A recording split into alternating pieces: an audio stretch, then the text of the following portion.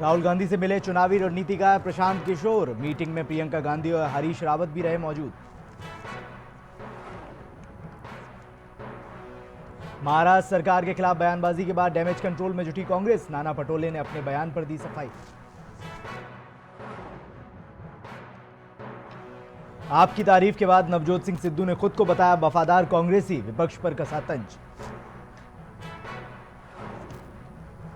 PM Modi का 15 जुलाई को वाराणसी दौरा। रुद्राक्ष का करेंगे उद्घाटन। बीएचयू में देंगे संबोधन।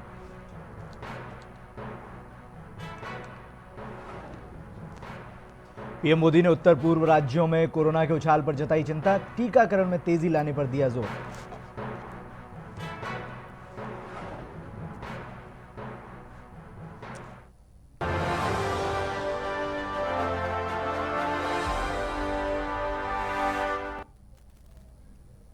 नमस्कार, स्वागत है आप सभी के इस बुलेटिन में। मैं हूं आपके साथ शिवम यादव।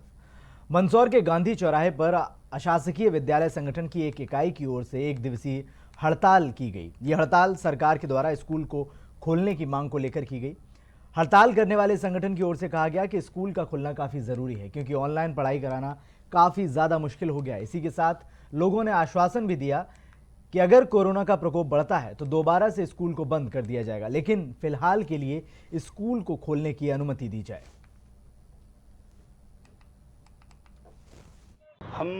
हमारे प्रदेश स्तर के संगठन प्राइवेट स्कूल एसोसिएशन के तत्वाधान में जिला मंदसौर एक दिन की सांकेतिक हड़ताल रख रहा है। हमारी प्रमुख मांग है कि पिछले 18 दिनों से ज़िले में 0 संक्रमित केस हैं, उसके बाद भी स्कूल नहीं खोले जा रहे हैं, जबकि अन्य राज्यों में महाराष्ट्र जैसे अत्यधिक संक्रमित राज्य में भी स्कूल खोलने की तैयारी हो चुकी है। ऐसे समय में हमारा शासन प्रशासन जागरूक बने और हमारे प्रदेश के यशस्वी मुख्यमंत्री श्री शिवराज सिंह जी चौहान से हम अपील करते हैं कि ऐसे राज्य भी स्कूल खोलने की योजना बना रहे हैं तो हम सब की। वहीं कोरोना की तीसरी लहर और जनसंख्या नियंत्रण कानून को लेकर चिकित्सा शिक्षा मंत्री विश्वास सारंग ने बयान दिया है। उन्होंने कहा कि आज से सिनेमाघरों को 50% के साथ खोला है। रेस्टोरेंट 100% के साथ, बाजार 10 बजे रात तक खुल सकेंगे। जनसंख्या नियंत्रण को कानून के दायरे में आना चाहिए। उन्होंने जनसंख्या को लेकर ये बयान दिया है। जनसंख्या बढ़ेगी तो आने वाली पीढ़ियों की मुश्किलें भी बढ़ेंगी। इसी के साथ उन्होंने कांग्रेस पर निशाना साधा है। कहा है कि कांग्रेस हर मुद्दे को जाति धर्म की आड़ में लेकर काम करती है।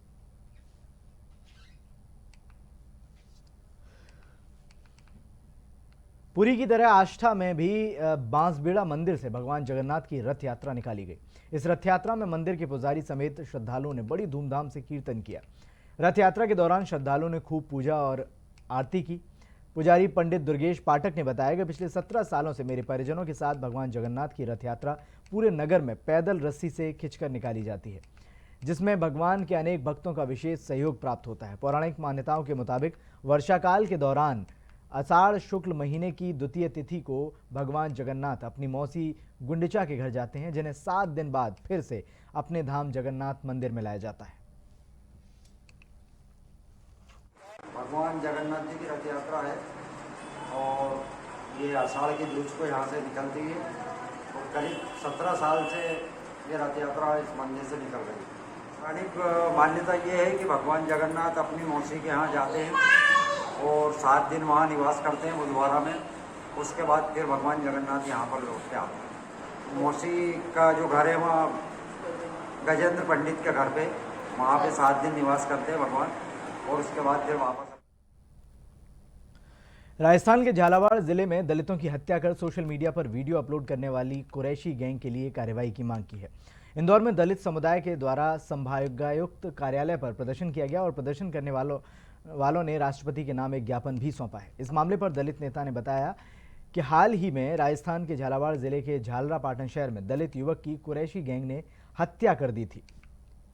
साथ ही क्षेत्र में अपना डर फैलाने के लिए कुरैशी गैंग ने हत्या का वीडियो बनाकर उसे सोशल मीडिया पर वायरल भी किया था। साथ ही देश के अलग अलग राज्यों में दलितों के साथ लगातार घटनाएं सामने आ रही हैं। इसलिए हमारी मांग है कि लगातार बढ़ रहे दलित समुदाय पर अत्याचार को रोका जाए, साथ ही दोषियों पर सख्त से सख्त कार्रवाई भी की जाए।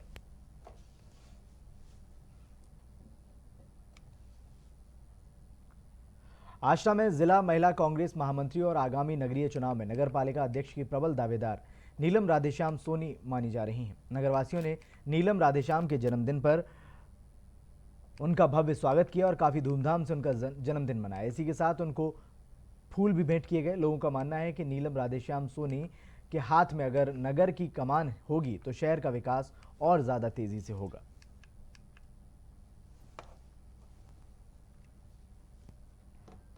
हरदा के नगर कोतवाली इलाके में सेल्फी लेने के दौरान एक युवक ट्रेन की चपेट में आ गया।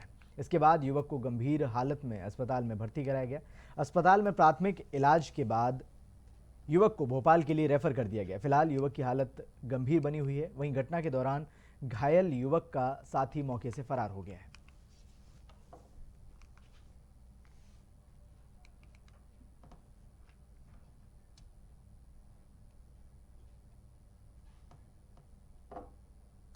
फिल्मों में तो आपने बंदर के कई अनोखे अंदाज देखे होंगे, लेकिन इंदौर के चिड़ियाघर में एक ऐसा बंदर है जो अपने अनोखे शौक और काम के लिए काफ़ी फेमस है।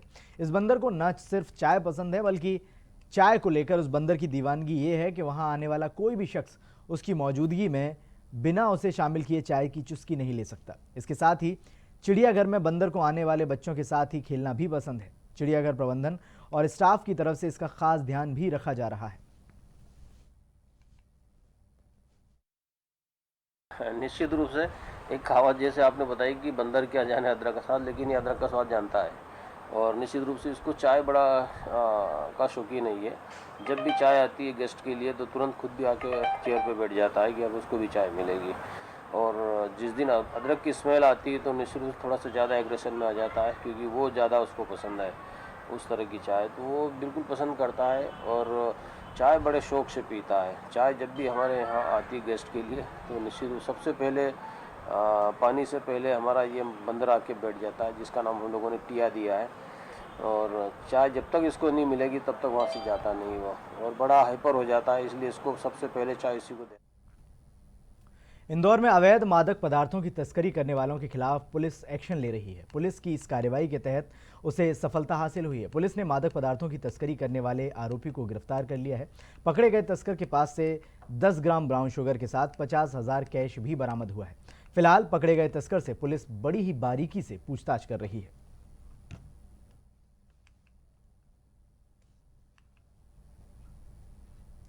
आपसी रंजिश के चलते छतरीपुरा थाना क्षेत्र में एक पक्ष के लोगों ने दूसरे पक्ष पर हमला कर दिया, जिसमें पति पत्नी समेत अन्य लोगों को गंभीर चोटें आई हैं। मामले में पुलिस ने मुकदमा दर्ज कर जांच पड़ताल शुरू कर दी है।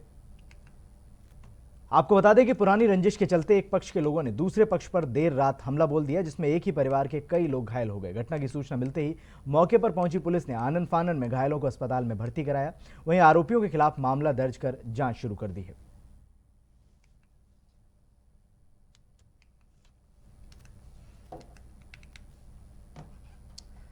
गोमतीनगर पुलिस ने गोलीकांड में फरार चल रहे बदमाश को लोडेड पिस्टल के साथ गिरफ्तार किया है। पुलिस ने इस मामले में आरोपी युवक के खिलाफ आर्म्स एक्ट के तहत कार्रवाई की। लंबे समय से फरार चल रहा कुख्यात बदमाश सलमान उर्फ नशा को गौतम नगर पुलिस ने लोडेड पिस्टल के साथ पकड़ने में सफलता हासिल की है। पुलिस के मुताबिक सलमान उर्फ नशा के खिलाफ फायरिंग करने का मामला दर्ज था। पुलिस को मुखबिर से सूचना मिली कि सलमान लोडेड पिस्टल लेकर घूम रहा है। सूचना मिलते ही पुलिस ने घेराबंदी कर उसे दबोच लिया। हाँ, ये अभी गौतम नगर में पकड़ा गया है। ये पूर्व में भी पुलिस से बच करके भाग रहा था। इसके द्वारा 2-3 माह पूर्व रंभा नगर में भी फायर किया गया था, उसका भी आरोपी था। तो अभी गौतम नगर पुलिस के द्वारा, उनकी टीम के द्वारा इसको गिरफ्तार किया गया है 25-27 आर्म टेस्ट में बंद करके। और रीवा में सिविल लाइन पुलिस ने चोरी की स्कूटी में नशीले कफ सिरप के साथ 2 आरोपियों को गिरफ्तार किया है, जिनके पास से पुलिस ने चोरी के 5 वाहन बरामद किए हैं, जो अलग अलग जगहों से इनके द्वारा चुराई गई थी। फिलहाल पुलिस शातिर चोरों से पूछताछ कर रही है। साथ ही शातिरों की निशानदेही पर चोरी के कई और वाहन भी जब्त कर लिए गए हैं।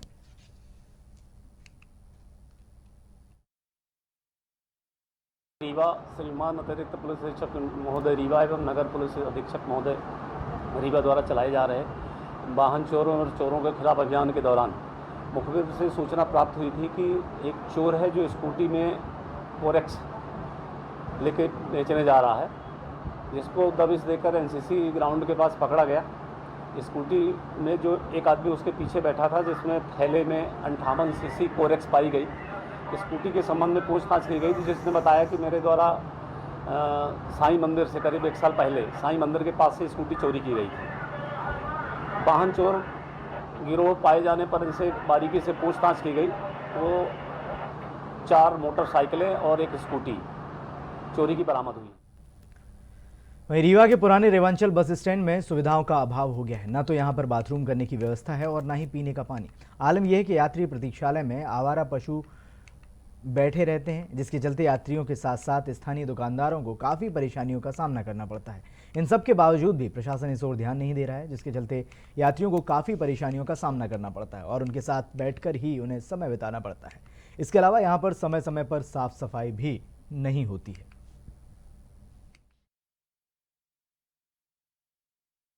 समस्या यह है कि यहाँ कोई व्यवस्था ढंग की नहीं है, न कोई कॉम्प्लेक्स में न सफाई है, न यहाँ सफाई है। जानवर घुसे रहते हैं, वही पंखे देखने के लिए लगे हैं मगर चलते हैं नहीं कभी। काफ़ी परेशानी।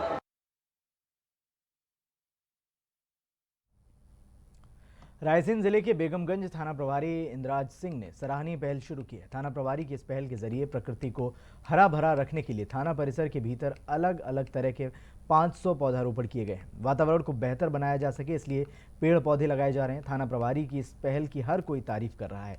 जानकारी मिली कि छोटे से छोटे पौधे के साथ आसपास के बड़े वृक्षों की सुरक्षा के लिए प्रभारी स्वयं काम करते हैं, साथ ही अन्य लोगों को पर्यावरण का संदेश भी देते हैं।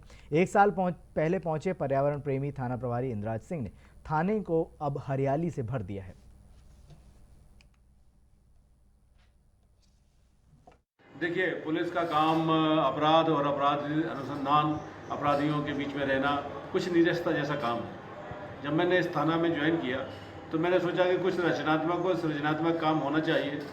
फूलों से हमें हंसना सीखना चाहिए, फूल हमें लगाना चाहिए। बाहर के जो रिपोर्टर आते हैं थाने में रिपोर्ट करने के लिए, वो अच्छा वातावरण देख के, फूल देख के उनका थोड़ा सा गम दूर हो जाए, दुख दूर हो जाए। इसी के लिए हमने फिर गमले खरीदे, गमले बनाए, कुछ तार की फेंसिंग की, बगीचा बनाया, फूल के पौधे लाए गए, पानी का इंतज़ाम किया गया, पानी डालने वाले के लिए माली का इंतज़ाम किया गया। और ये आप जो देख रहे हैं फुलवारी से सुसज्जित ये परिसर बनाया गया। ये 1 साल की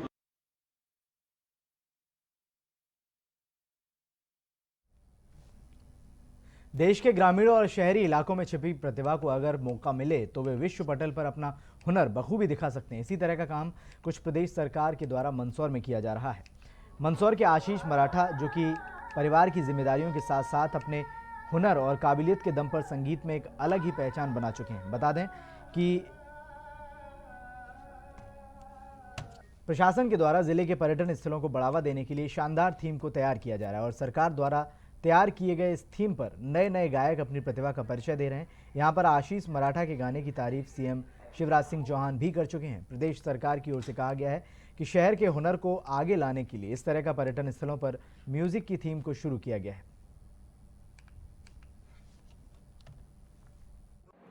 आप सभी को मेरा नमस्कार।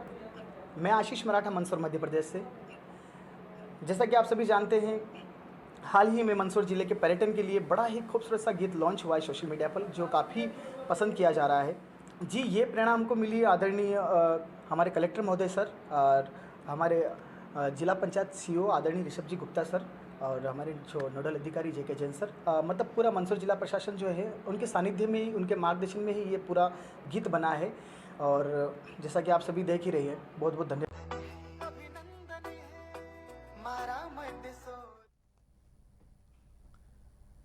वहीं नेमावर से भोपाल जाते वक्त आष्टा में पूर्व मंत्री सज्जन सिंह वर्मा ने कार्यकर्ताओं के साथ मुलाकात की। यहां कार्यकर्ताओं से मुलाकात करते हुए पूर्व मंत्री सज्जन सिंह वर्मा ने नेमावर में हुए हत्याकांड को लेकर पीड़ित परिवार को प्रदेश सरकार के द्वारा सहायता राशि दी गई है, उस पर भी बात की। इसी के साथ पूर्व मंत्री वर्मा ने बताया कि शिवराज सिंह चौहान के इशारे पर मुझ पर FIR कर प्रकरण दर्ज किया गया। इस अवसर पर नगर के वरिष्ठ कांग्रेस जन समेत आमजन बड़ी संख्या में उपस्थित रहे।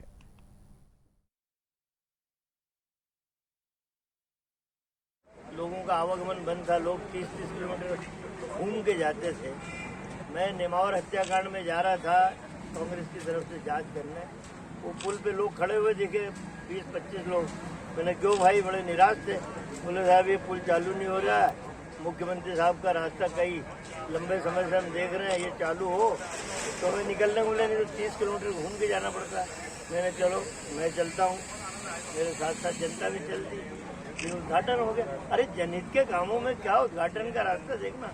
अरे तुम्हारी क्षेत्र की पब्लिक है शिवराज भाई, वो मुझे धन्यवाद दे रही है, उल्टे तुम्हें फ़ोन करके धन्यवाद देना था। मुझे फ़ोन करते कि सज्जन भैया अच्छा किया, मेरे क्षेत्र के लोग। मंदसौर की राजाराम स्टार्ट फैक्ट्री में करंट लगने से एक मजदूर की मौत हो गई। जानकारी मिली कि अचानक करंट लगने की वजह से मजदूर की मौत हुई है। वहीं मजदूर की मौत पर परिजनों ने लापरवाही का आरोप लगाया और प्रशासन से मुआवजे की मांग की है। फिलहाल सूचना के बाद मौके पर पहुंची पुलिस ने शव को कब्जे में लेकर पोस्टमार्टम के लिए भेज दिया है।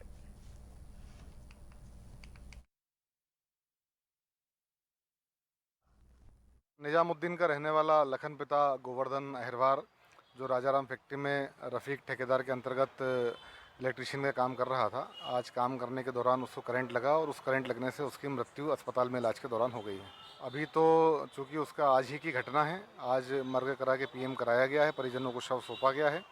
अभी उसका अंतिम संस्कार करेंगे। शेष जब उनके बयान लिए जाएंगे, बयानों में जो बात आएगी उसी तथ्य के आधार पर आगे कार्रवाई कर दी जाएगी। वहीं इंदौर में आईएएस पदोन्नति के मामले में पुलिस की छानबीन जारी है। जिला अभियोजन अधिकारी से पुलिस के अधिकारियों ने करीब 5 घंटे तक पूछताछ की। हालांकि पूछताछ के बाद उन्हें देर रात छोड़ दिया गया। मामले में खुलासा पिछले दिनों होने पर पुलिस ने आईएएस संतोष वर्मा को गिरफ्तार कर रिमांड पर लिया है। एसपी बागरी के अनुसार फिलहाल जांच जारी है, जिसमें पुलिस आगे के लिंक की तलाश कर रही है। देखिए, इसमें बयान चल रहे हैं। आज डीपीओ अकरम साहब को बुलवाया गया था यहाँ पे और उनके पूरे डिटेल्ड बयान लिए गए हैं। उन्होंने अपने बयान दिए हैं और बाकी जो भी सपोर्टिव साक्ष्य हैं वो साक्ष्य सारे पुलिस ने कलेक्ट किए हैं। पुलिस सभी साक्ष्यों का और सभी डॉट्स को कनेक्ट कर रही है और इसके बाद जो पिक्चर आएगी उसके हिसाब से, कानून के हिसाब से साक्ष्य। झाबुआ से भोपाल आए युवक का मोबाइल अल्पना तिराहे के पास लूटने वाले बदमाश का अभी तक कोई सुराग नहीं लगा है। पीड़ित की शिकायत पर हनुमानगंज पुलिस ने अज्ञात स्कूटी चालक के खिलाफ लूट का केस दर्ज किया है। फिलहाल पुलिस दुकानों के बाहर लगी सीसीटीवी कैमरों के फुटेज खंगाल रही है। पुलिस का कहना है कि लुटेरे स्कूटी सवार बदमाशों को जल्द ही गिरफ्तार कर लिया गया है और इलाके में लगे सीसीटीवी कैमरे को भी चेक किया जा रहा है। कल अर्ली मॉर्निंग की घटना है। जो फरियादी है वो अलीराजपुर से झाबुआ होते हुए बस स्टैंड उतरा था, नादरा बस स्टैंड। वहाँ से वो पैदल चल रहा था और जाते जाते अपने परिजनों को फ़ोन लगा रहा था। तभी पीछे से एक पीली स्कूटी में एक लंबा चौड़ा आदमी आता है और उसका फ़ोन झपट्टा मारते हुए आगे चला जाता है। उस पर से बहुत सारे सर्विलेंस पे कुछ फ़ोटोज़ आए हुए हैं और हमारी टीम लगी हुई है। पूरे रूट को ट्रैक किया जा रहा है। जल्द ही आरोपी को गिरफ्तार कर लिया जाएगा।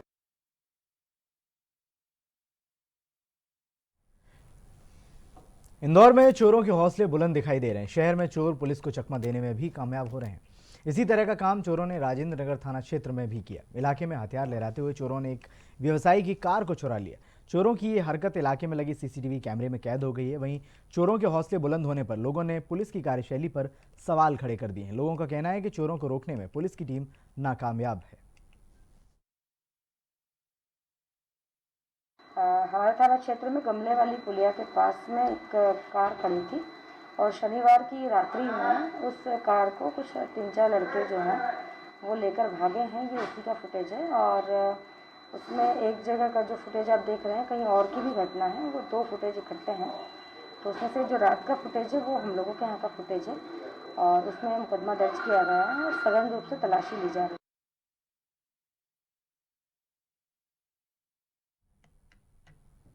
बुलेटिन में फिलहाल बस इतना ही। आप देखते रहिए प्राइम टीवी।